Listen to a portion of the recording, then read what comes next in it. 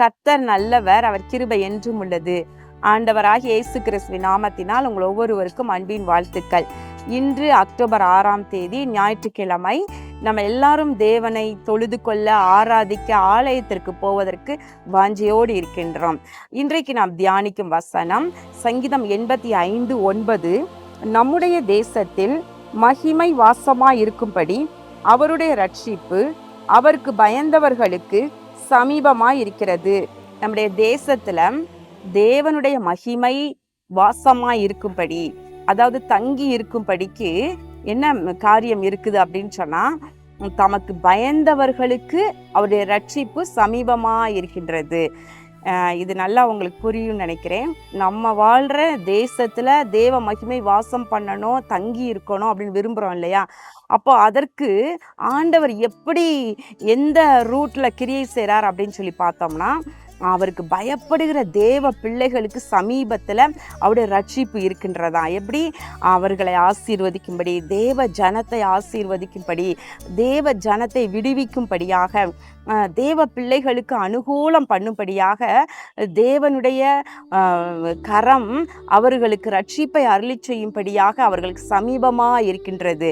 அப்ப தேவ பிள்ளைகள் எப்படி வாழணும்? அவருக்கு பயந்து வாழ வேண்டும். ஆமென். அவருக்கு பயந்து வாழ்ந்தோம்னா கர்த்தர் நம்மை ஆசீர்வதிப்பார், நம்மை ரட்சிப்பார், நமக்கு விடுதலையை கொடுப்பார்.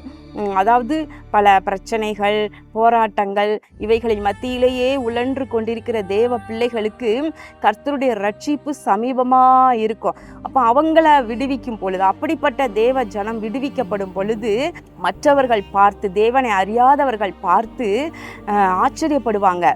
ஓ, இவர்கள் ஆராதிக்கிற தேவன் ஜீவனுள்ள தேவன் என்று சொல்லி அவங்க ஆச்சரியப்படுவாங்க. எப்படி தானியேல் சிங்க கெபியில இருக்கும் பொழுது ராஜாவாகிய நேபுகாத்நேச்சார் வந்து சொல்றாரு இல்லையா, நீ இடைவிடாமல் ஆராதிக்கிற உன் தேவன் உன்னை தப்புவிக்க வல்லவரா இருந்தாரா என்று சொல்லுகின்றார். அப்ப பாருங்களேன், அங்க தேசத்துல தேவ மகிமை வாசம் பண்ணணும் அப்படின்னா தானியேலை கர்த்தர் விடுவிக்கணும். அப்போ தேவனுடைய நாமம் மகிமை அடைகின்றது, கர்த்தர் ராஜரீகம் பண்ணுகிறார் என்பதை அந்த ராஜா முதற்கொண்டு அறிந்து கொள்ளுகின்றார். அப்போ தேசத்துல அவர் பெரிய ஒரு கட்டளையை பிறப்பிக்கின்றார் இல்லையா? அப்போ தேவ மகிமை எப்படி வாசம் பண்ணணும்? அதற்கு இன்னொரு காரியம் சொல்லப்படுகிறது. 2 கொரிந்தியர் 4வது அதிகாரம் 15வது வசனம் நான் வாசிக்கின்றேன். தேவனுடைய மகிமை விளங்குவதற்கு ஏதுவாக கிருபையானது அநேகருடைய ஸ்தோத்திரத்தினாலே பெருகும்படிக்கு. அப்போ இன்னொரு விதத்துல எப்படின்னா, தேவ மகிமை நம்ம தேசத்துல வாசம் பண்ணணும்னா கிருபை பெருக வேண்டும். அப்ப கிருபை பெருகணும்னா அநேகர் ஸ்தோத்திரம் பண்ணணும், கர்த்தரை அநேகர் ஸ்தோத்தரிக்கணும். இன்றைக்கு நம்ம ஆசீர்வாத டிவியின் மூலமா பாருங்களேன், ஏறக்குறைய 19 ஆண்டுகள் நிறைவு பெற்று விட்டது. ஒவ்வொரு நாளும் 1000 ஸ்தோத்திர பலிகளை நம்ம ஒளிபரப்ப பொழுது ஏராளமான தேவ பிள்ளைகள், பரிசுத்தவாட்டிகள், பரிசுத்தவான்கள், தாய்மார்கள் அப்படி கபடற்றவர்களாக கர்த்தரை துதிக்கிறாங்க இல்லையா? அப்ப நம்ம தேசத்துல ஸ்தோத்திரம் பெருகுது. அப்போ ஸ்தோத்திரம் பெருக பெருக கிருபை பெருகுது. கிருபை பெருகுதுன்னா மகிமை வெளிப்படுகின்றது. அப்போ அநேகருடைய ஸ்தோத்திரங்களினால நம்முடைய தேசத்துல தேவ கிருபை பெருகி அவருடைய மகிமை வெளிப்படும்.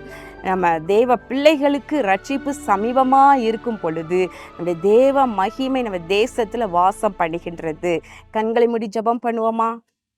எங்கள் அன்பின் பரலோக பிதாவே, இதோ இந்த நாளிலே நாங்கள் தியானித்த வசனத்தின்படி ஆண்டவரை எங்களுடைய தேசத்தில் உடைய மகிமை வாசம் பண்ணுவதற்கு ஏதுவாக ஆண்டவரை உடைய ரட்சிப்பு உடைய பிள்ளைகளுக்கு ஆண்டவரே அருகில் இருப்பதாக. நீர் தேவ பிள்ளைகளை ஆசீர்வதித்து ஆண்டவரே அவர்கள் துதிக்கும் ஆண்டவரை துதியை நீர் பெருக பண்ணுவீராக. உடைய கிருபை பெருகி எங்கள் தேசத்தில் உடைய மகிமை பெருகுவதாக. இயேசு கிறிஸ்துவின் நாமத்தின் நல்ல பிதாவே, ஆமேன். அன்பு தேவ பிள்ளைகளே, விசேஷமாக இன்று ஞாயிற்றுக்கிழமை ஆசீர்வாத டிவி நேயர்கள், நீங்கள் சென்னை ஆசீர்வாத திருச்சபைக்கு நீங்கள் ஆராதனைக்கு வரலாம். விருதுநகர் மற்றும் அதை சூழ இருப்பவர்கள் விருதுநகர் ஆசீர்வாத திருச்சபைக்கு செல்லலாம்.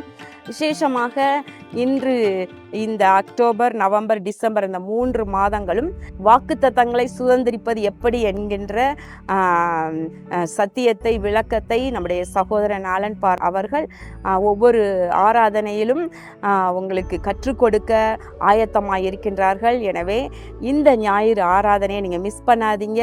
கட்டாயமாக குடும்பமாய் வந்து கலந்து கொள்ளுங்கள். கர்த்தர் உங்களை ஆசீர்வதிப்பாராக. ஆமேன்.